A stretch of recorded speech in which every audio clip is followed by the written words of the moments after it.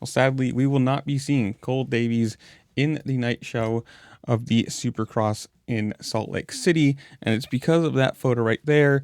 If you missed this is from the 250 West Q1, where Davies made a mistake in a rhythm section and ended up rolling the next two jumps, where he probably should have pulled off or at least looked behind him to see what's happening. But as you can see in the video, everyone's been downsiding that tabletop. He missed it, so he just rolled next to, and then Jordan Smith on a heater lap, whatever you want to call it, ends up just a horrible racing situation. It's one of those things that if you're Smith, you don't expect someone to be rolling there. You're probably not looking that far forward, or you expect Davies to, double that next jump, not slow down the way he did.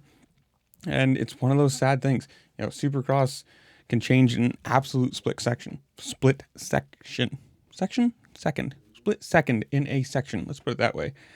Per race day live, Davies was carried off in a seating position and then was taken to a local hospital with an apparent arm injury. As far as they're saying, an arm injury. Knock on wood, that's what it actually is, because that looks like it could be way worse. And in the back region, I hope not. The year he's been having, the year he's had, so good for the rookie season. You don't want to see somebody injured now and miss all of outdoors or be seriously hurt in general. And it's one of those things.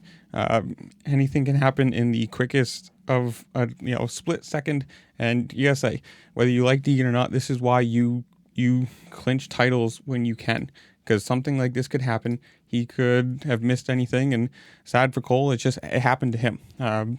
There's nothing you can really blame Smith for. If you're doubling and tripling into that rhythm section, you don't expect somebody to be rolling through it, especially when you're on heater. And you saw the guy it looked like Davies was on a heat lap before, so it's not like he was going slow the whole time. It's just a really bad racing incident.